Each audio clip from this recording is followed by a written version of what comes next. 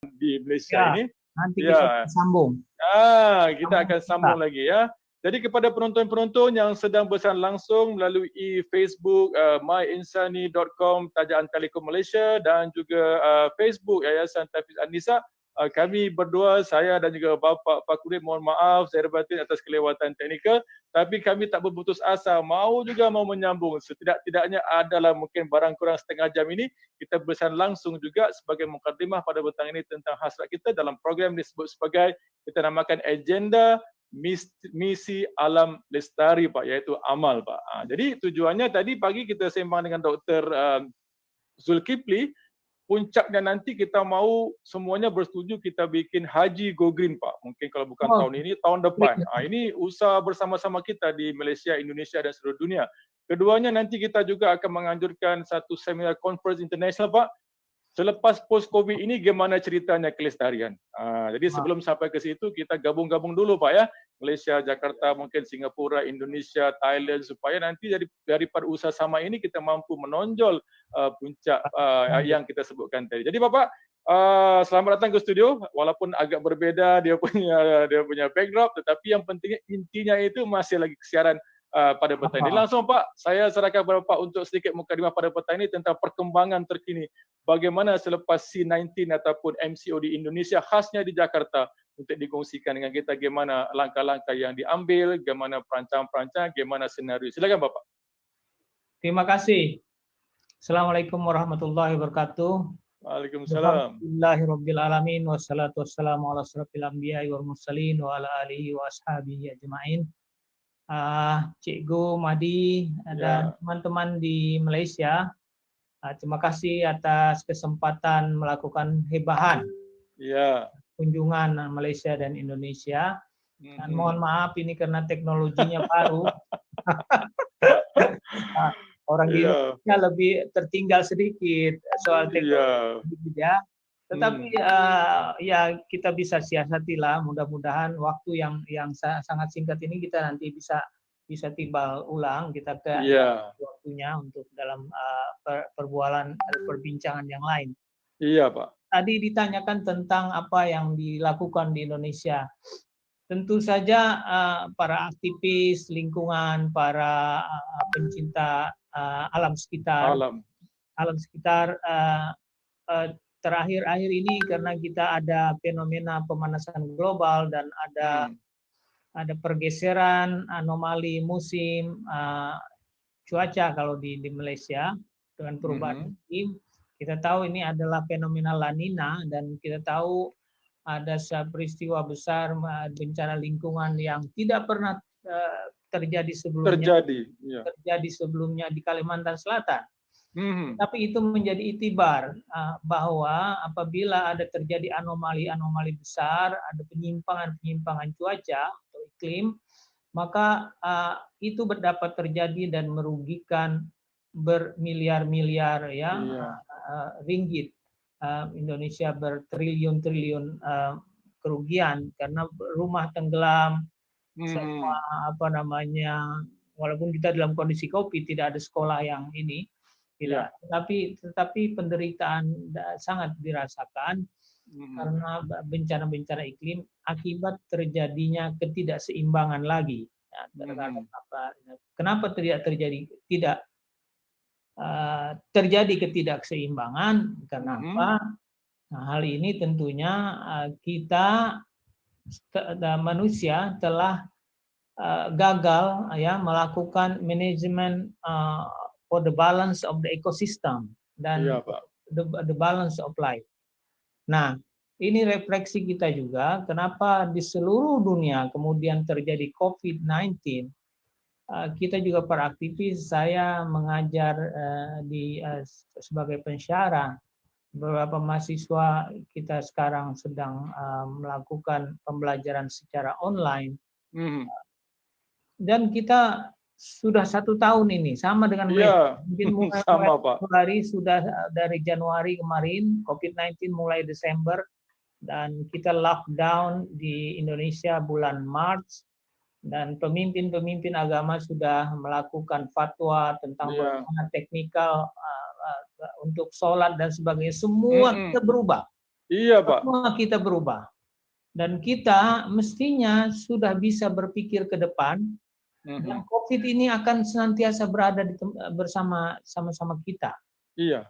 Sama dengan kita punya ada flu, dulu ada ada cacar, Iya. ada berbagai macam penyakit yang Penyakit. sudah ada di bumi kita.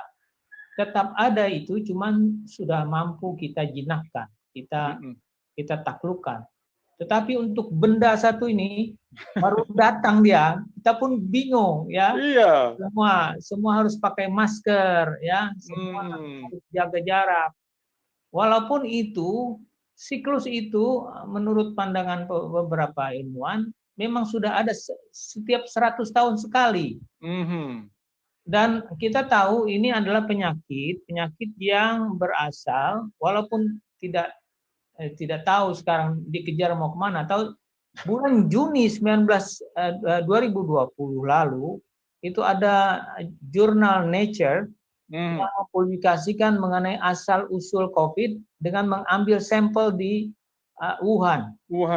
Ya, mereka berkeyakinan bahwa itu dari virus itu adalah dari pasar market wet market Wuhan, dari pasar, di mana di situ semua makanan ya disiapkan mentah, termasuk binatang-binatang hidupan liar. Anda tahu kelelawar dimakan, segala macam ya Pak. Makan ular dimakan, kura-kura, penyu dan sebagainya, yang wildlife. Dan ini menjadi masalah besar.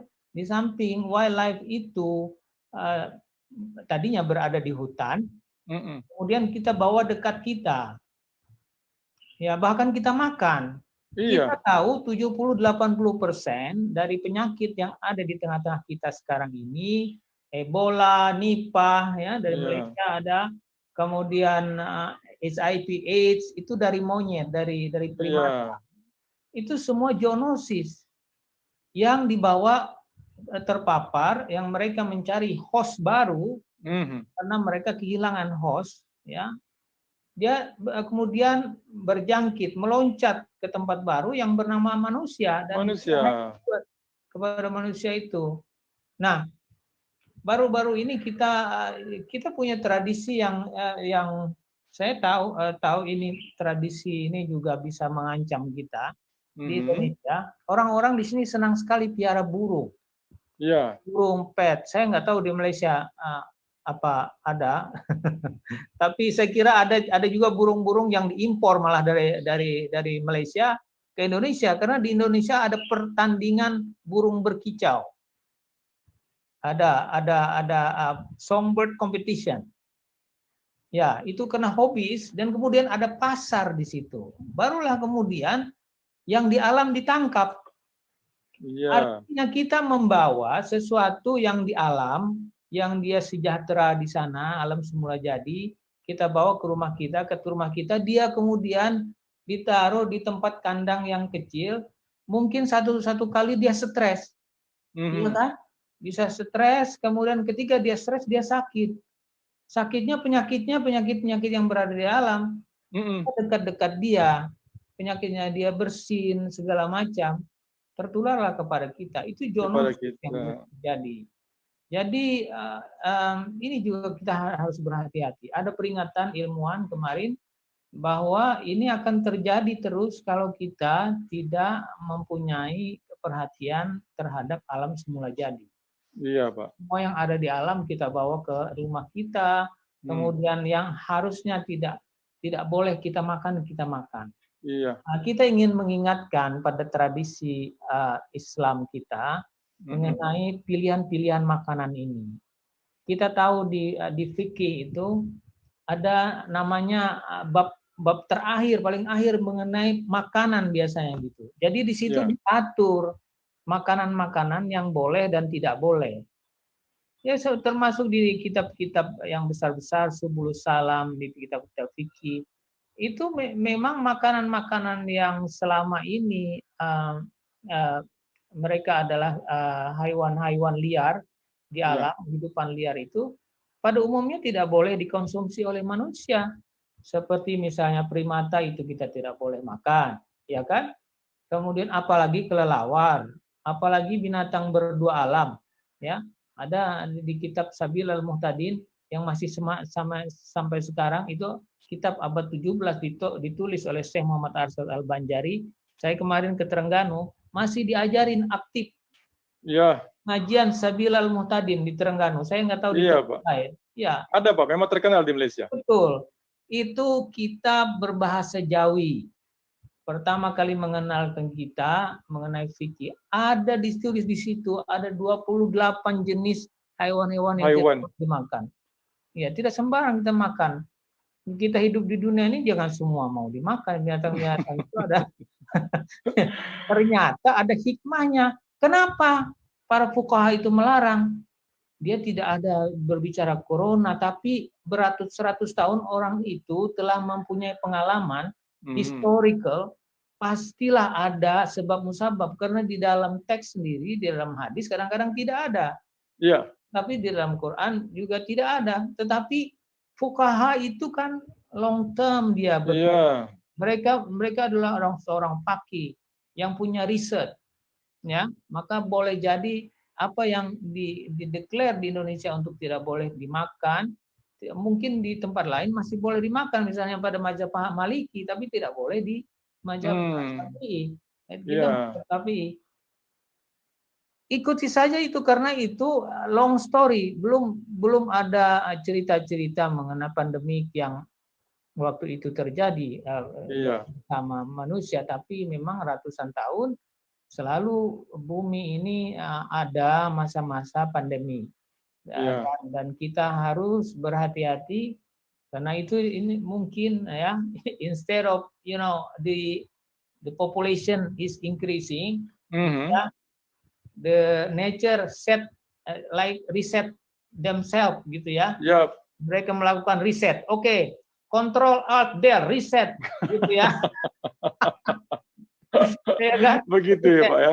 Ya, riset ulang. Ya, kita riset ulang ini semua. Ya, kita lihat kan ketika kemarin kita lockdown, semua orang ketakutan dan kematian tidak bisa dihindari. Ada juga yang bersifat arogan.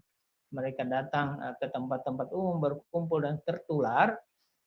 Tapi ada juga yang memang sudah paham itu jangan sampai buka international flight kita buka semua, lockdown semua.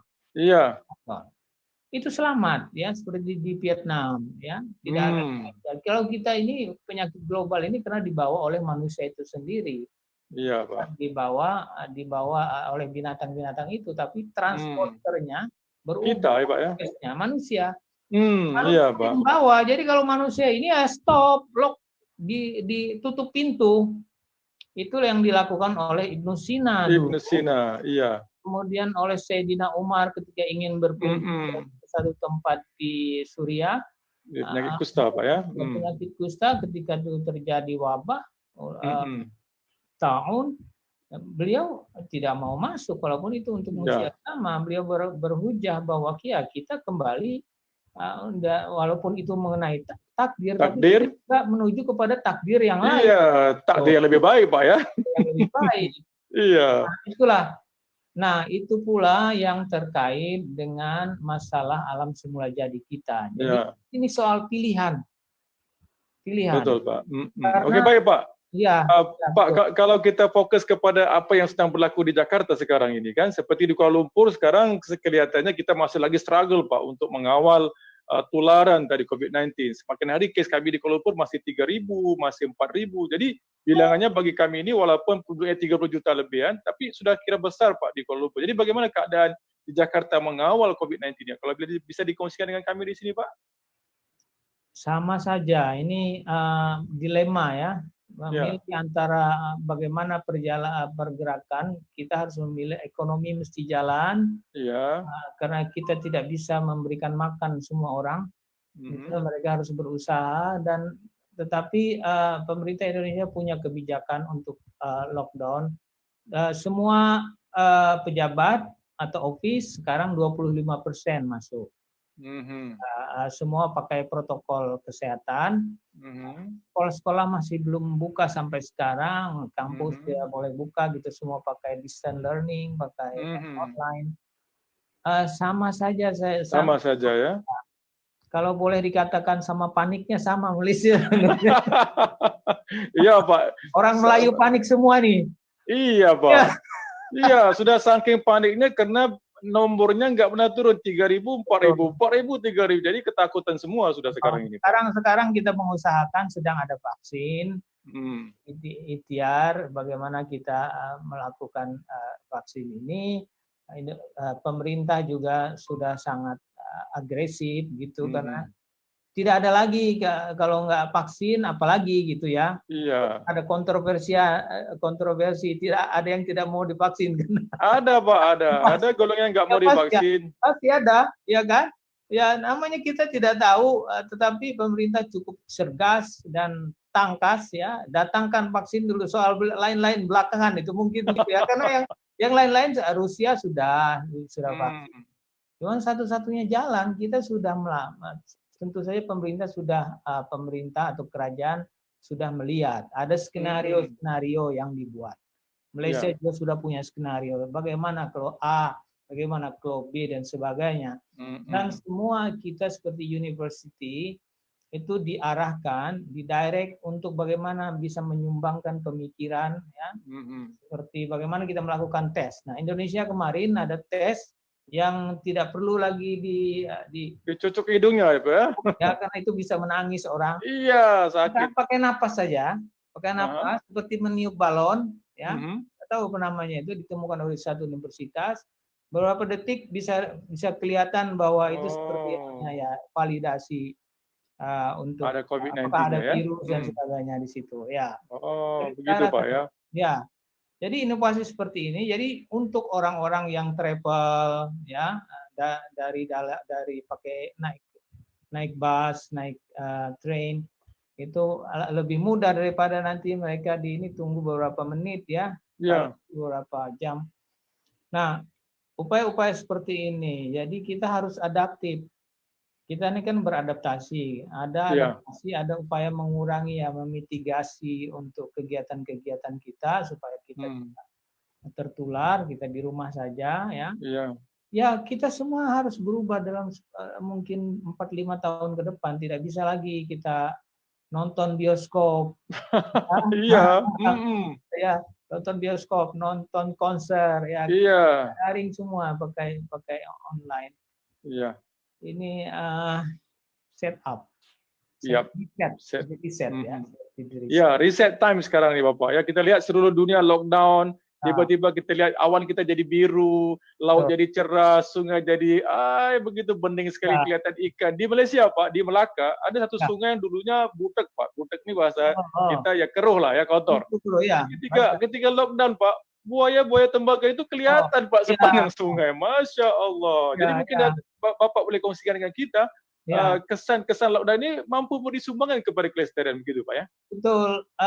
Di Jakarta itu pada saat awal Maret, April, Mei, Jun lockdown 3 bulan, itu dari atas tower hotel yang paling tinggi di Jakarta terlihat gunung di Bogor. Masya Allah. Sampai di Bogor Pak ya? Sampai Bogor dia bisa lihat gunung itu. Dia lihat profil Facebook saya senang. Kelihatan gunung Salak. Biasanya itu semua asap kalau pagi-pagi. Jadi sekarang mungkin sudah agak kembali lagi ya. Sudah ada transportasi dan lain-lain. Tapi itu memberikan satu kesan bahwa memang manusialah yang membuat ini berantakan kan. Iya, jelas surah Ar-Rum itu Pak ya. Qadzarul fasad fil bari wal bahri bima kasabat aydin nas. Jelas sekali Pak. Ya betul, memang begitu. Iya Pak. Jadi sekarang Pak di Jakarta apalagi usaha-usaha kelestarian yang sedang dijalankan oleh mungkin di pihak pemerintah ataupun di kalangan kita sebagai sukarelawan yang mengambil kesempatan daripada PKP ataupun MCO ini untuk meneruskan aktiviti lestari. Contohnya Pak ya, kajian mendapati di Kuala Lumpur penggunaan sampah pembungkus makanan semakin meningkat Pak bila kita di lockdown kan. Jadi ini Betul. merupakan satu lagi ancaman kepada alam sekitar nih Pak. Jadi bagaimana di Indonesia Pak? Di Ya Jakarta. sama, saya punya mahasiswa yang bekerja di bagian dinas untuk sampah khusus, Ya. sampah DKI. Dia bilang sampah DKI sekarang banyak box-box, Ya, pembungkus makanan, pembungkusan Pak. semua yang terkait dengan antaran dari online Grab, Ya, packaging. semua. Itu memang challenge juga. Ya, masker juga kita ya. Kita Iya. solusi masker mungkin kalau beli masker harus ada solusi juga, ada sampulnya ya, sampulnya itu, penyimpannya itu. Simpan, kemudian ada decomposer. Iya, compostable Pak ya. Ya, reuse cycle masker, dan itu belum diciptakan, sehingga kita perlu inovasi-inovasi. Di Jakarta tentu saja upaya-upaya untuk pelestarian alam semula jadi itu sangat masif juga dilakukan. Tapi keupayaan ini banyak juga dilakukan oleh pemerintah tentunya. Kami dengan NGO, para NGO, non-governmental organization, itu kita berkongsi juga dengan pemerintah, berdialog seperti ini. Banyak sekali sharing tentang bagaimana pengolahan limbah dan sebagainya, bagaimana inisiatif-inisiatif masyarakat di daerah untuk memelihara hutan, mangrove dan sebagainya. Juga di segi kebijakan polisi pemerintah.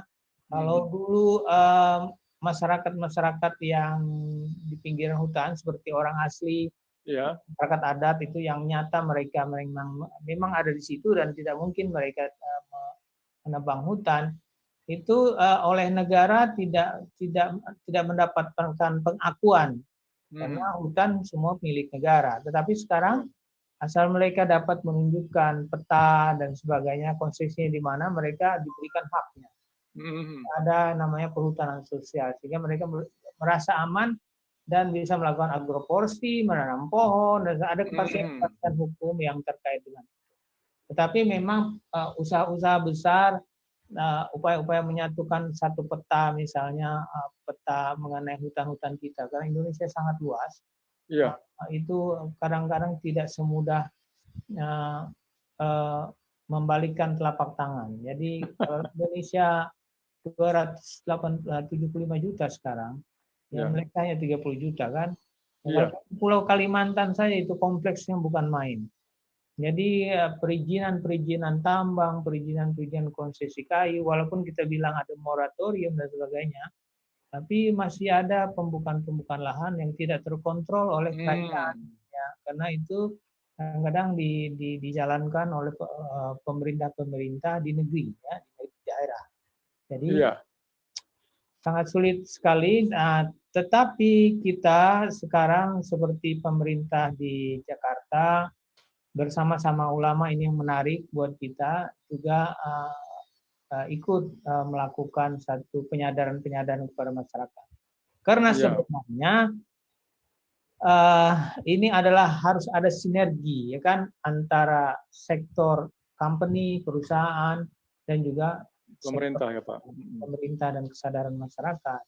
Iya Pak, harus kami di Pusat Pengajian Islam, Center for Islamic Studies, melakukan pendekatan faith based, ya, melakukan pendekatan melalui agama, ya, sehingga tadi upaya-upaya green hajj dan sebagainya, greening hajj itu sangat penting, ya, sangat penting. Bahkan tahun 2014 sebelum itu kita juga sudah pernah ada conference, first conference on international green hajj di Tabung Haji di Malaysia. Iya, memang sudah ada Pak sebelum ini. Dan kalau mau boleh lihat di aplikasi, di apps, itu sudah ada Green Hajj app, bahasa Inggris dan bahasa Indonesia.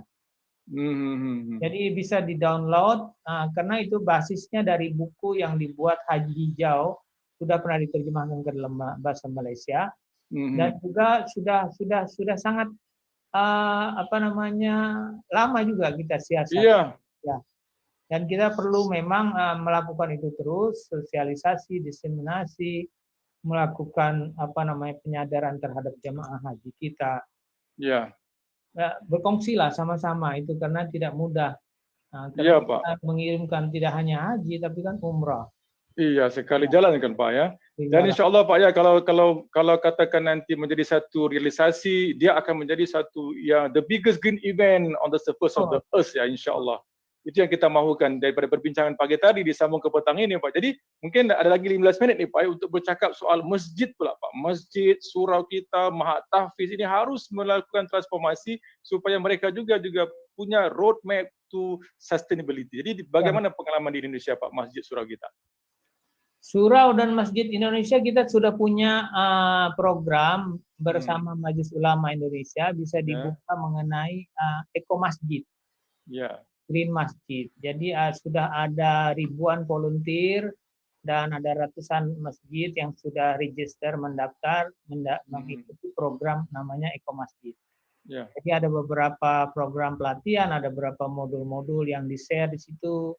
Yang kalau sekarang dengan kondisi COVID dan pandemi seperti ini, mereka melakukan pertemuan bagaimana mengelola, mentadbir masjid-masjid mereka di daerah, dan juga sudah dilakukan ya secara practicalities dari hal-hal yang mudah. Misalnya masjid, kita perlu air 24 jam, kita 5 kali sehari orang semua perlu air. Bagaimana kita menjimatkan air itu? Ya, kita pasang inserter. Jadi inserter biasanya kalau satu kali wudhu itu bisa 5 liter, dipasang inserter, ya mudah sekali inserternya. Pakai sendal itu kan ada sendal cepit itu, kan ada tutorialnya di ini, cari Eko Masjid Green Masjid, diinsert. Nah itu keluar airnya itu sama seperti lidi saja, jadi hanya 1 liter. Biar dibesarkan itu apa namanya kepala pipe-nya ya, kepala pipe-nya. Jemaah kan ada yang mau besar-besar saja, ini besarkan saja, keluarnya 1 lidi saja tetap cukup itu, ya kan. Jadi dipaksa dari situ. Ini pengalaman kita karena ada sudah kita punya model di Bogor. Ini masjidnya namanya Az-Zikra. Itu karena jamaah zikir waktu itu Ustadz Arifin Ilham. Setiap awal bulan itu zikir itu orang yang datang antara 8.000 10.000. Masya Allah. Zikir melimpah keluar. Nah, ramai banget. Mereka punya kamar mandinya kan banyak, toiletnya banyak. Nah, air di tengah-tengah ini orang karena suka malam-malam datang dari negeri yang lain-lain, habis air. Tambah lagi 2 kontainer 20.000 liter. Tanker Bawa dari puncak, dari Bogor yang lain. Tapi karena kemudian ada upaya untuk recycle ini, penjimatan ini tidak lagi. Jadi dipaksa untuk wudhu ya. Apalagi bulan Ramadan ramai sekali di sana, itikaf dan lain-lain ya, ribuan orang jemaah datang, ustadznya mengajak berzikir. Ya, ramai sekali masjid itu. Jadi itu jadi masjid model kita yang pertama, kita pasang inserter itu. Nanti bisa juga mengenai Green Masjid ini bisa langsung dengan pengurusnya. Iya, Pak. Dr. Hayu Prabowo berkongsi lah mengenai Malaysia dan Indonesia. Itu bermanfaat. Ya, insya Allah Pak. Nanti sebenarnya kita pun berhasrat untuk lebih jauh selepas bersinergi, berkolaborasi dengan teman-teman di Indonesia. Jadi petang ini merupakan mukadimah kita Pak ya, untuk kita memulakan satu platform bersama. Walaupun dari COVID-19 nggak bisa ke Indonesia, nggak bisa ke Kuala Lumpur, tapi teknologi menemukan kita pada petang ini. Alhamdulillah. Hanya jadi, kalau teknologinya baru itu mesti kita orientasi lagi kan? Iya Pak, iya. Saya tidak terpikir jadi masalah itu Pak, StreamYard-nya. Oke, baik Pak ya, sebentar ya, saya nak buat satu pengumuman ya kepada teman-teman yang sedang mengikuti siaran langsung ini di StreamYard.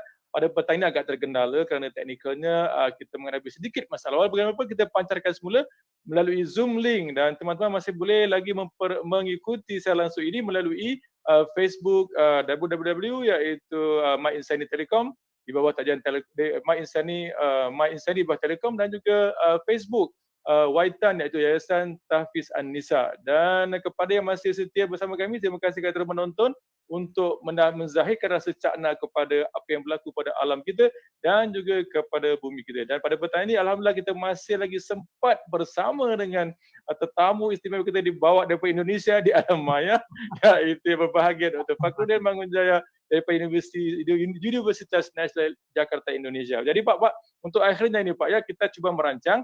Nanti satu ketika ada dua Pak. Satu, kita fokus kepada masjid sahaja. Ya. Sebab tadi bercakap dengan Datuk Zulkifli, iaitu mantan pengarah Akademi Pengajian Islam, dia pesan sama saya supaya harus kita teruskan jalinkan satu sinergi dengan Indonesia supaya kita bagi dua. Paling-paling satu untuk masjid, satu tadi kita akan bicara soal haji, soal conference Islamik. Jadi dua ini jalan terus.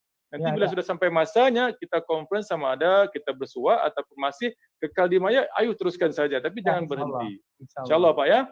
Jadi untuk akhir sekali Pak, kalau ada pesanan-pesanan untuk kita, rakyat kita di Malaysia tentang COVID atau alam sekitar, silakan Pak. Ya, Masya Allah ya, jadi kita sudah setahun. Ya. Jadi kita sebenarnya kita harus optimis dan tidak perlu khawatir.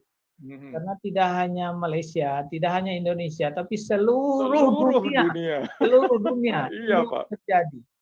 Ini namanya globalisasi. Penyakit pun globalisasi juga. Iya, Pak. Global pandemic, ya kan? Cepat sekali dalam hanya beberapa bulan, karena penyakit-penyakit itu dia pakai airplane. Iya. Airplane di gate-nya masuk, gak bisa lagi orang yang bersin di sana udah tertular. Semua, iya. Udara buruk. Jadi ini sebenarnya adalah hikmah buat kita manusia, betapa kecilnya kita. Iya, ya, Pak. betapa kita ini adalah manusia yang sebenarnya tergantung dengan alam kita.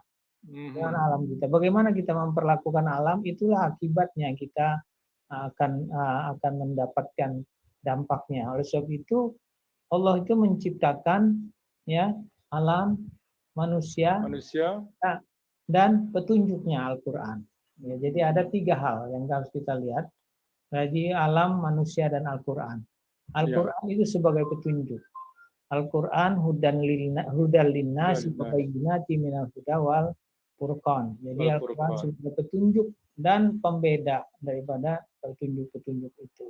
Iya, jadi inilah kita pegangan terakhir kita. Mari kita terus bertawakal kepada Allah. Jadi mudah-mudahan kita selamat dan keluarga kita, bangsa dan negara kita. Kita sudah punya track record sebenarnya. Kita punya dulu pernah ada tahun dan sebagainya. Dalam hadis sudah ada itu ya. Ini ujian-ujian buat manusia dan peringatan-peringatan manusia bahwa secara semula jadi semua kita hidup di alam. Dan kita tidak bisa semua orang menjadi serakah. Ya, serakah. Mau memiliki segalanya, buat apa? Ya, mari kita berbagi. Ya. Malaysia berbagi sama Indonesia, Indonesia berbagi sama Malaysia. Iya, Pak. Gitu ya. Jadi begitu pula dengan kehidupan kita bertetangga, berjiran, ya, hidup bersama-sama gitu ya. Iya. Untuk apa kita? Harta juga tidak akan dibawa mati kan? Iya Pak, pasti itu. Ya, hanya kita tinggalkan legacy yang baik. Bagaimana amal, ya kan? Bagaimana amal kita, sebagaimana dalam surat Al-Mulk kita suka baca setiap Jumat. Iya. Allazi khalaqal mauta wal hayata liyabluwakum ayyukum ahsanu amala. Iya Pak. Berbuat baik. Nah, supaya Allah melihat bagaimana kamu masa pandemi juga baik, tidak pandemi pun baik gitu ya. Kalau masa tidak pandemi banyak yang tidak ahsan, kita mari berbuat ahsan sekarang. Iya Pak, harus begitu ya. Al jazaa'ul ihsan illal ihsan. Ihsan, iya Pak. Yang baik itu akan dibalas dengan kebaikan. Kebaikan. Ya. Innallaha ya'murukum bil adli ihsan. Iya Pak, itu jelas. Kita dengar itu, berbuat adil dan berbuat ihsan, kebaikan. Iya. Jadi kebaikan-kebaikan semacam dialog semacam ini, ya sebuah kebaikan membuat inspirasi yang baik bagaimana kita melakukan satu collective action. Ya, collective Ya, action itu artinya kita melakukan bersama-sama. iya. Amal jama'i begitu Pak ya. Betul, jamaah. Hmm. Jadi jamaah itu bukan hanya sholat di masjid ya kan. Iya Pak. Kalau satu rumah recycling their garbage sampah, ya rumah lain harus ikut kita berjamaah. Iya. Recycle, begitu kan? Satu rumah recycle sampah, sebelah rumah buang sampah ke sungai. Wah, ya nggak jadi ya. Tidak jadi. Iya Pak, nggak seimbang. Iya, Indonesia melestarikan hutan. Nah, kemudian Malaysia tebang hutan, gitu Nggak ya. jadi. Bocor, Iya. bocor, emisinya bocor karena dunia ini satu. Ya, Iya. harus kita sama-sama. Oke, kita bikin agreement. Berapa cukup hutan kita? Mari kita tanam lagi. Mari kita tumbuhkan lagi. Ada restorasi. Iya. 2030 itu the decade of nature restoration. Jadi restorasi kita mari menanam lagi, berbuat kebaikan, menanam pohon, ya berbuat baik untuk lingkungan kita. Iya. Binatang semula jadi, alam semula jadi, mari kita jaga dan melestarikan supaya kita tidak Insya Allah Pak. timbun nanti kalau kita tebang semua. Iya Pak. Oke. Iya. Ada ucapan apa lagi Pak untuk teman-teman di Malaysia kalau ada? Kalau masih terlintas, silakan Pak. Di Malaysia kalau ada studi-studi yang mengkaitkan dengan Islam dan lingkungan hidup, saya berada di pusat pengkajian Islam, berfokus pada kajian-kajian mengenai Islam dan environment. Sekali sumber-sumber bisa Google Pusat Pengajian Islam Universitas Nasional. Banyak PDF, banyak ada fatwa-fatwa ulama juga, bisa menarik akademik untuk studi ya. Kemarin kita bekerja sama dengan Mufti Terengganu, kemudian membuat khutbah. Khutbah di Terengganu itu dikeluarkan oleh Mufti, Jabatan Mufti. Jabatan Mufti, dan beliau membuatkan itu. Dan juga ada dai-dai dari konservasi, karena di situ dekat dengan kawasan konservasi. Kenyir ya, Kenyir. Ya, Empangan Kenyir, cantik sekali Pak. Ya, cantik sekali, saya ke sana. Oh, sudah ke sana Pak ya. Wah, lumayan Bapak. Taman Negara ya, Taman Negara. Bagus sekali, bagus. Alhamdulillah Sultannya juga sana sangat mendukung. Iya, mendukung. Mizan, yang mulia Sultan Mizan Terengganu, kami senang sekali. Jadi upaya-upaya ini, jadi kita sekarang umat Islam harus menemukan kehidupan beragama kita, konektivitasnya dengan menjaga alam dan lingkungan. Iya Pak. Ketika kita berkontribusi terhadap alam lingkungan, tetapi kita kemudian mempunyai hujah, punya pengetahuan bahwa ini ada ilmunya, maka ada konektivitas antara the science atau ilmu mengenai ini kepada aksi-aksi yang kita lakukan, dan ini bisa menjadi sebuah amaliyah yang baik. Iya, amal jariah sekali Pak, menanam pokok dan sebagainya kan. Betul. Iya Pak. Oke Pak ya, terima kasih banyak Pak atas kesempatan ini. Sudah hampir 45 menit ya kita bersiaran langsung. Iya, walaupun lewat saya mau kata lewat sedikit, lama juga, hampir 40 menit kita tertangguh tadi kan. Tapi apapun alhamdulillah masih mampu bersiaran lagi. Ya, mudah-mudahan nanti Bapak ya, saya akan susul dengan Bapak nanti dengan Pak Doktor dua perkara tadi ya. Satu berkaitan dengan masjid Eco Masjid ataupun Masjid Lestari, dan satu lagi nanti saya akan susul tentang bagaimana tadi Profesor Datuk Zulkifli tadi mahukan supaya kita teruskan usaha untuk menganjurkan conference Go Green dari kacamata Islam, betul Datuk ya. Jadi mudah-mudahan nanti ada usaha-usaha begini disambut oleh teman-teman yang lain, dan saya pasti dan yakin tim di Universiti Melaya di bawah Akademi Pendidikan Islam, di bawah Profesor Dr. Sumiani, Dr. Asma itu sedang menonton sekarang ini Pak Dokter ya, dan mereka begitu teruja untuk meneruskan sinergi ini biar kita kembang Malaysia Indonesia. Lalu cita-cita untuk kita melihat suatu ketika tahun Hajj Go Green menjadi kenyataan, itu yang kita harus tampilkan di dunia ya. Supaya dunia menyaksikan kita bukan sibuk dengan peperangan, kita bukan sibuk dengan kemiskinan, teroris, tapi kita juga prihatin dan cakna soal kelestarian alam dengan kita cadang kepada United Nations, the biggest green event on the surface of the earth, Hajj Go Green 14 hari Pak. Wah, Itu Wah. lumayan Pak. Iya. Benar. Insya-Allah Pak ya. Okey Pak ya, mohon maaf atas kekurangan ya. Ya Sama. Pak. Terima kasih. Terima kasih. Jumpa lagi Pak ya. Assalamualaikum warahmatullahi taala wabarakatuh. Waalaikumsalam warahmatullahi wabarakatuh.